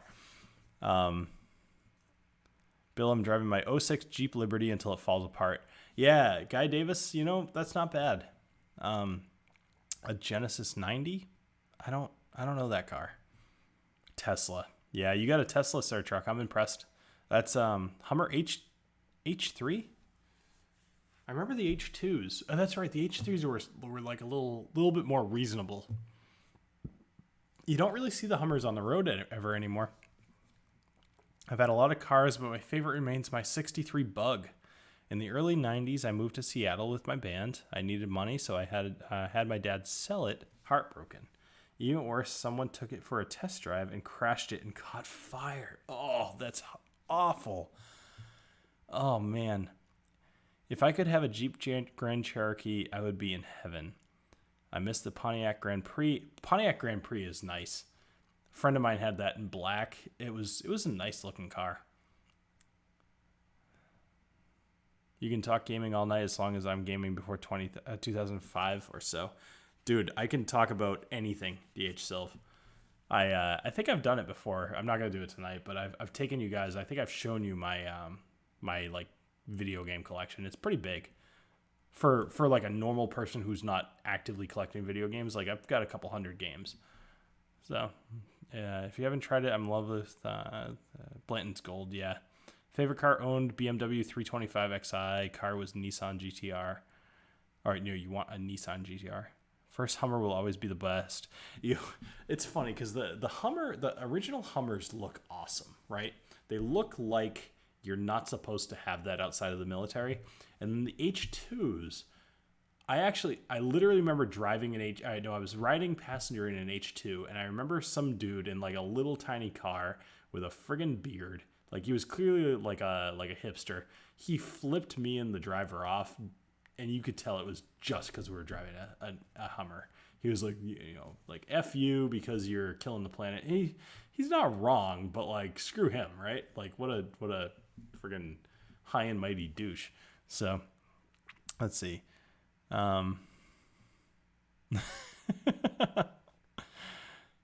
Taking notes is a good sign. So Shi Flung Dong, I'm curious, what was the name of your band? I'm going to go back to my boss hog here. I want an H1 with a Gatling gun. I just want a tank. I want to be like Arnold, just drive a tank around.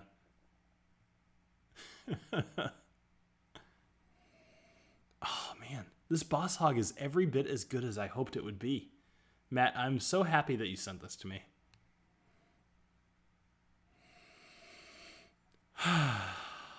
So good. I am not going to be happy to wake up tomorrow. I have to be on the road by like 7:15 tomorrow. Solomon's Temple. Oh. What year was that, Shi Flung Dong? I'm curious. Were you trying to be like Temple of the Dog? Our drummer was Solomon. Okay. Ugh. Oh, I thought this said Mike Moranti for a minute. Michael Marks came in late. Which boss hog? 5.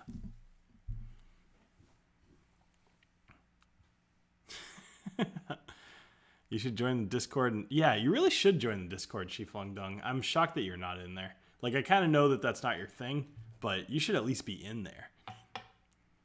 You know what? Well, 1993. So 93.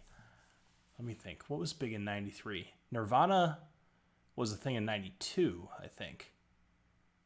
What kind of band were you guys? Tell me you were a grunge band. That would make me so happy. Yes, that was it. All right. Xenogears, greatest RPG of all time or greatest game of all time? Definitely not the greatest RPG because that would be Final Fantasy VII. Yeah, is kind of a hacky answer, but still, like, honestly, Final Fantasy VII is so freaking good. Greatest game of all time? Chrono Trigger? Or, I mean, well, that's so hard to quantify, right? I could probably give you the best game, in my opinion, of every genre, but if I had to pick a game to play forever, it would probably be Final Fantasy VII. I feel like there's a lot of replayability there. When Fam is in bed. I'm in drunken discords all the time, but no. Drunken discords. It is grunge. Oh, I'm so happy to hear that. Oh, I hope you had long hair, and I hope that you wore flannel, and I hope that you were just so like, what's the word? Oh, crap. Words and drinking don't mix. What was Alanis Morissette? It begins with an A. Crap. Oh. Angsty. Were you so angsty? I bet you were angsty. Did I ever play Secret of Mana? I did not. Super familiar with the game, but I never actually played it. I don't know if you know this, but you can... yeah, if FF7... I am so excited for the re-release of FF7. I will probably take a break from the channel. Like, I'm going to play the shit out of that game. And it's going to be so good. I don't know if you guys have seen for those of you that might care, I don't know if you've seen the like trailer footage of that game. It's going to be so good. Like, so good. People that I know who have tried it, like at E3 or whatever, like they're just, it's as good as it looks like it's going to be. Donkey Kong 64, that's a good game. Get up to 101%. Nice. I had pigtails, purple hair. I was so bad. Now I'm bald. Oh, I love that I'm learning so much about you.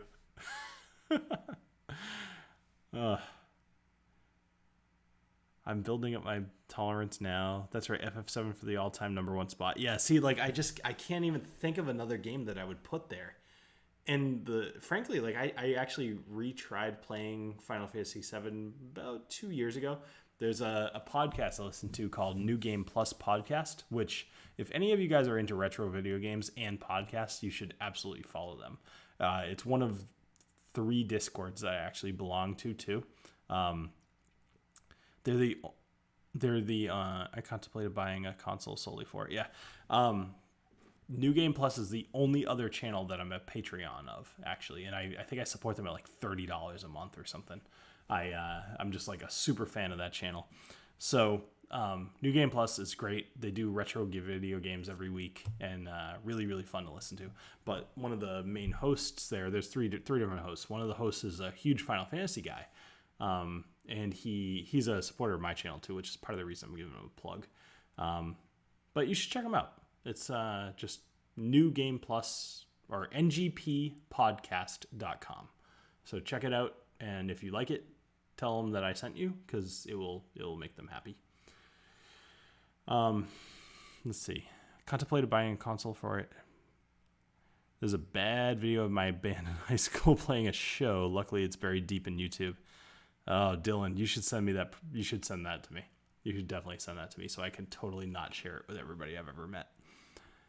Did any of you, actually, I guess it would have only been the patrons who saw it, but I put up a video earlier this week. I was like really tired, but I kind of still wanted to do something channel related.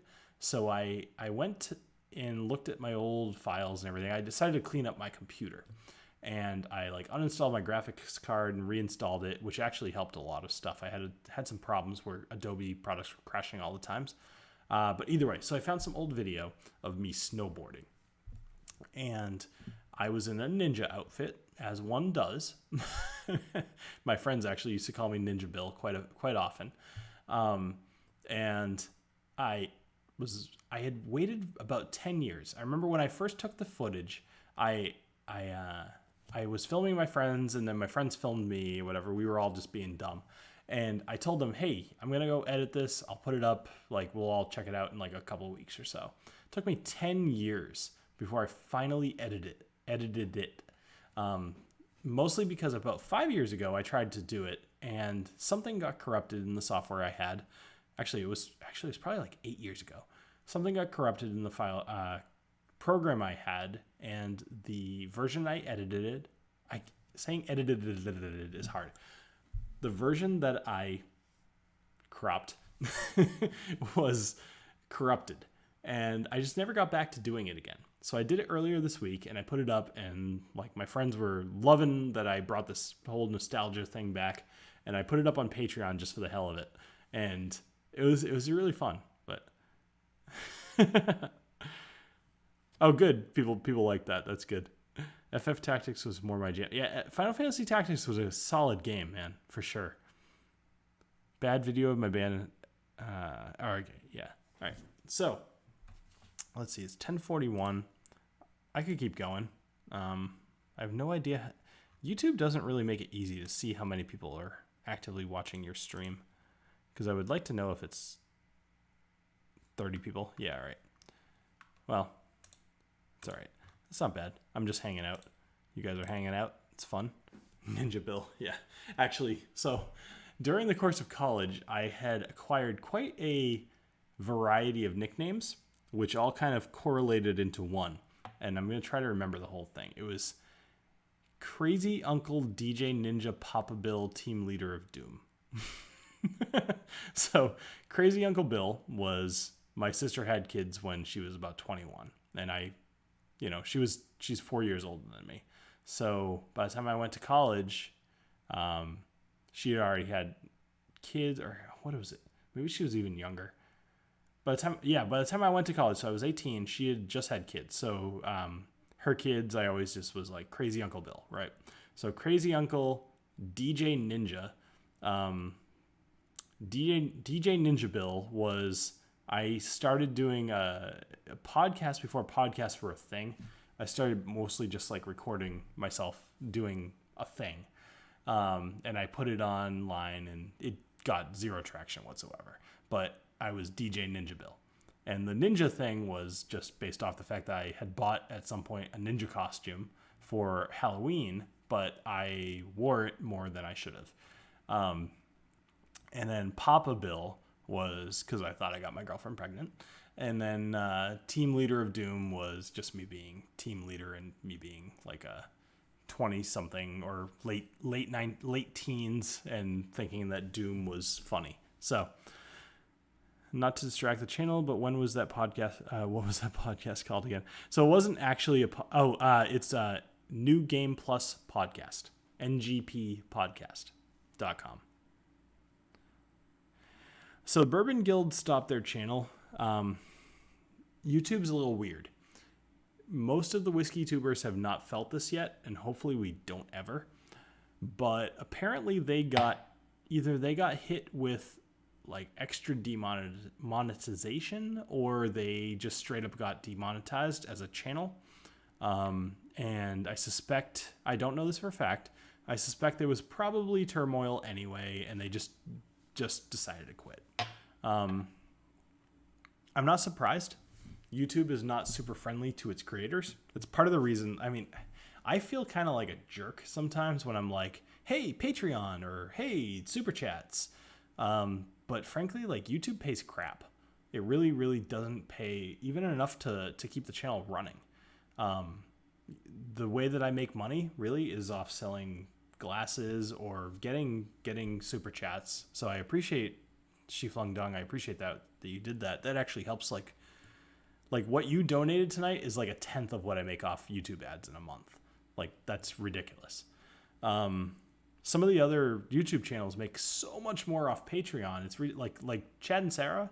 I think they do like $1,900 a month off Patreon. I'm at like 300 something, which is really nice. Like, I'm psyched that I have patrons at all. But you can see how that would kind of be tough. I mean, think about it. If you were reviewing a new whiskey every single week and you had like $300 to work with, plus cost of, website hosting or equipment failure or trying to make new merchandise, that money goes fast. I think I have very, very little in my account. So like I said, I don't want to harp on this too much because I'm hardly like a poor soul. Like my family is doing fine. My real job is great, but I make it a point to only make the channel cover itself. So that's part of the reason it might feel like sometimes I'm a little too focused on money. So I apologize if it ever comes off that way, but it's mostly because I want to do cool things and I try to make the channel be self-sufficient, and frankly, it's not. So anyway, I'd love to hear a Hadouken. Dude, I think you'd be disappointed, but yeah. I'll also be curious as to what happens with the Bourbon Guild, something to do with new YouTube terms. Yeah, all right. They filed for divorce, which is very... Who filed for divorce?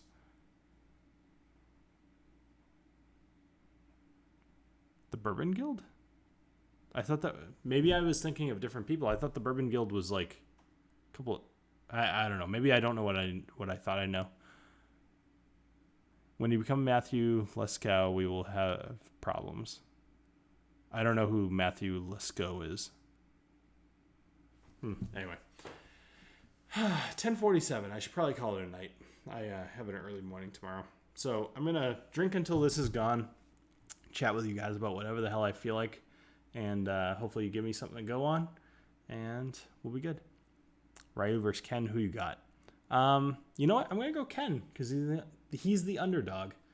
Ryu's going to win, but Ken, you got to root for the underdog. Matt and Sarah. What? Did I say Matt and Sarah? I said Chad and Sarah, I hope. Buy my book, dude. I have no idea what you're talking about. I'm sorry.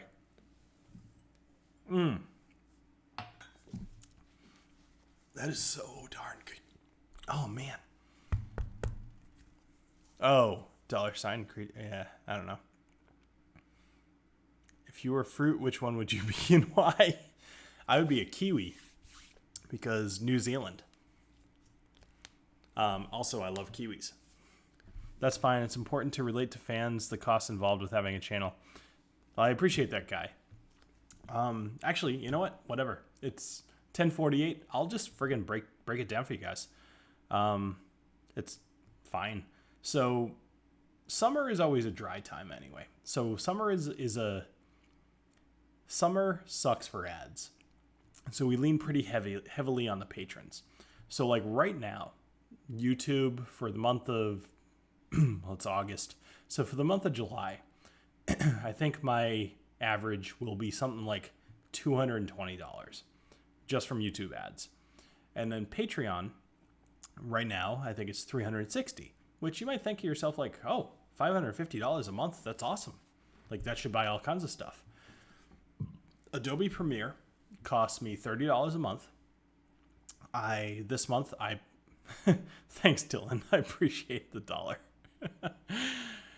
I just placed an order for new whiskey coins. That's going to cost me $550. Earlier this month, I placed an order all right, somebody wants to spin the roulette. I'm probably not going to drink though, but I'll do it. So earlier this month, I bought all the Glencairn glasses. That was like that was like $200, something like that. What did that land on? That was one red. I mean, I don't mind drinking another one. Whatever. What am I doing? The alternative is going to bed or eating my leftover, what do you call it? What did I get? Buffalo chicken calzone, which I am actually looking forward to. Where the hell is one? Oh, I think I already got one. Wow, I've drank a lot tonight. Yeah, I already did one. So I will do another one.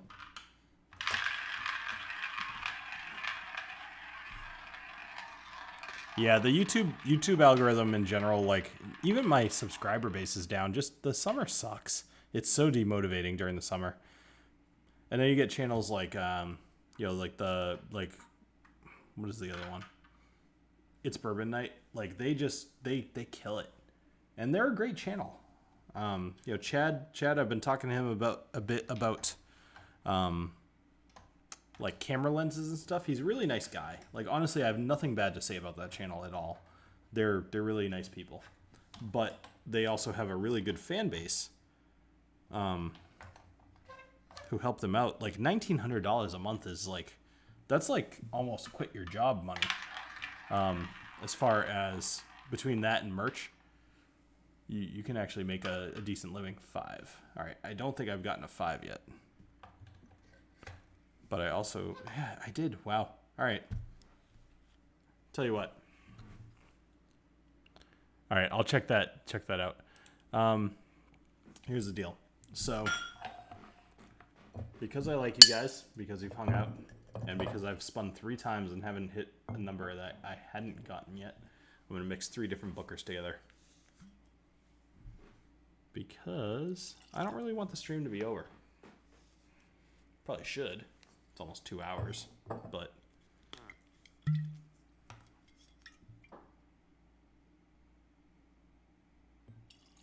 $1,900 divided by 2, for sure. But they're also a couple. Like, they're sharing that money. But you're right. Like, they couldn't both quit their jobs, for sure. Like, $1,900 a month is only $60,000 a year. Or whatever. No, not even. 2,000, that's only $24,000 a year. So it's really not that much.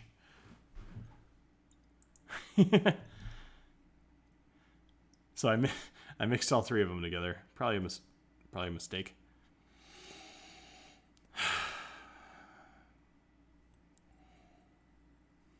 This is what you guys get for hanging out for the length of the stream.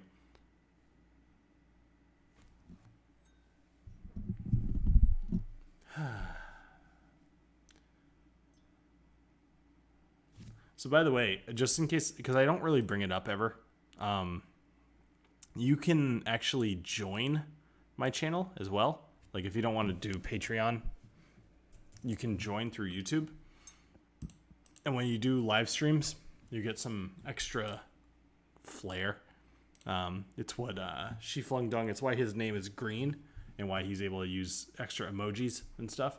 It's like a minor perk, and you get access to early videos like you would on Patreon. But anyway, I do apologize if I came off like a sad sap. Like, that's not the intent. It was more just letting you guys know what the reality of running a YouTube channel is, because as you've seen, there's been like a million new whiskey related channels, and I'm curious to know what their staying power is going to be, because I think a lot of people are getting into it. Actually, I will say, Bourbon's saying, I'm not sure if you put out your video yet, and I won't say too much about it, but he did this video recently about like what it was like to start as a whiskey tuber, and I think he nailed it. But the problem is that doing this year in, year out is so much work, and it's a huge impact on everything else that you do.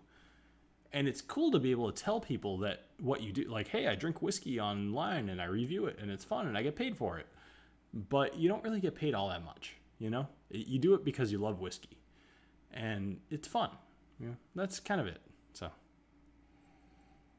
Alex, that's awesome to hear. I've gotten so much good feedback on that bourbon chili. It is so good. Like, I kind of want to make it again right now. I actually have I have another recipe episode coming up pretty soon. I haven't filmed it yet.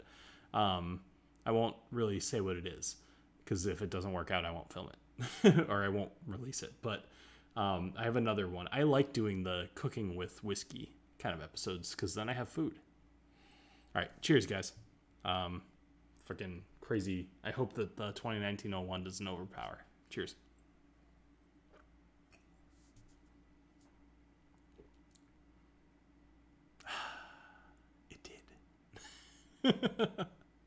It did. I played it on my live stream, put it out just for the video yet. I appreciate that, Bill. Yeah, all right. Live chili making. That'd be fun. What about the tax write-offs on every bottle of whiskey you buy? See, you'd think so, DH Sylv.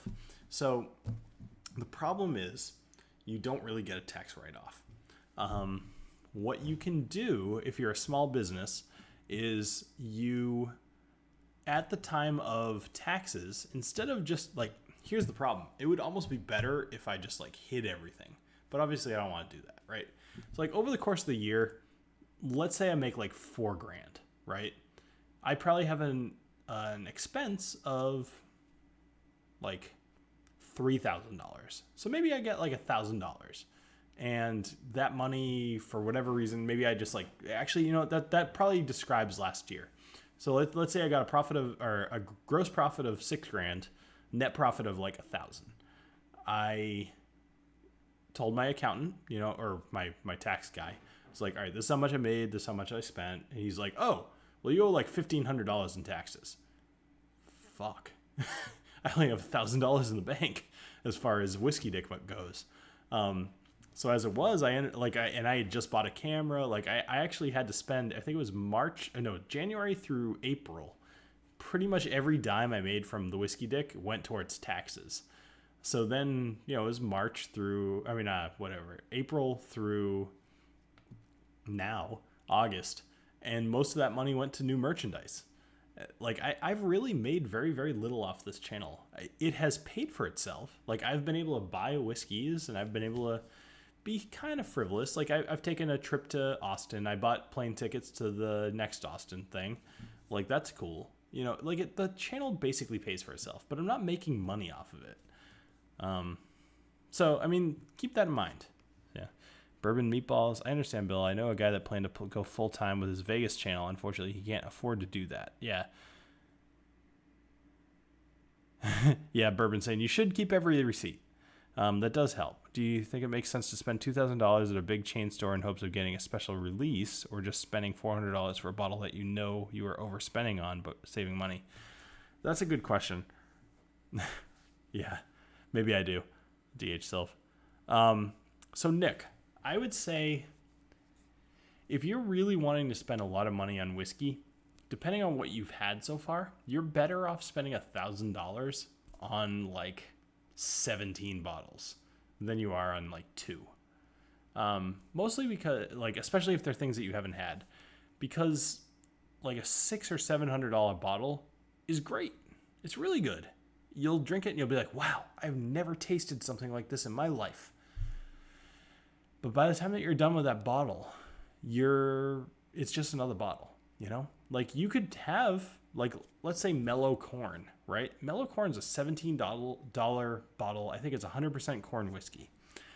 I've never tasted that. At some point I will do a review on it, and it will be a taste that I have never had in my life. And it will be just as much of a taste I've never had as a $1,000 bottle of whiskey. It's all about having that first experience with a bottle of whiskey that you've never tasted, and being able to, like, if you take away the bragging rights, like, yes, it's cool to share a $1,000 bottle of whiskey with your friends and be like, you know, hey, have you ever had like that old Pulteney 1983, right? I've told a lot of people about that bottle, and I shared it with so many people. Like, that bottle was probably shared with about 30 people. And each one of them, if I'd like to be, what's the word? Positive, right? If optimistic. If I'd like to be optimistic, I'd like to think that half of them remember that bottle fondly as something that they'll never get to taste again. But the other half, it was just a day. Like, they just happened to have a whiskey. Like, for example, I know that my wife's cousin, this hurt my soul. And I'm not even exaggerating here. It was her and her boyfriend and my brother-in-law and myself. And I took them over to my bar. I said, okay, thank you, Josh. Appreciate that. I took them over to my bar and I said, all right, are you guys ready to taste this bottle of whiskey? This is a $600 bottle of whiskey. You'll never have something like this again in your life. And they were all like so excited. Like they couldn't imagine what this could possibly be like. I handed each of them a Glencairn with less than this, probably about half of this amount. And my wife's cousin just freaking shoots it. At which point I told her I was never going to give her anything expensive again. And I asked her what she normally drinks. And she said Fireball. And I knew at that point it was a complete waste. But the other guys, my brother-in-law and her boyfriend, they sipped on that little tiny bit of whiskey for about 7 or 10 minutes or so. Like, they took the tiniest little sips. Anyway. So, that's my diatribe. All right, guys. It is 11 o'clock. I think I'm done. I've had quite a bit to drink. I appreciate you guys all hanging out. This was a fun stream for me. It's been a little bit. Yeah, and I will say, I totally... People are saying they would have died. Yeah, it was a little heartbreaking. I actually talked to my wife a little bit afterwards. I was like, we got to talk about your cousin. So, anyway, thank you all for joining me here on the Whiskey Dictionary. I had a lot of fun drinking with you. I had 2, 4, 6, 8 different drinks tonight, and it was a good time. So thank you all for joining me. I appreciate you all, and you're all awesome. Have a great rest of your night. Cheers.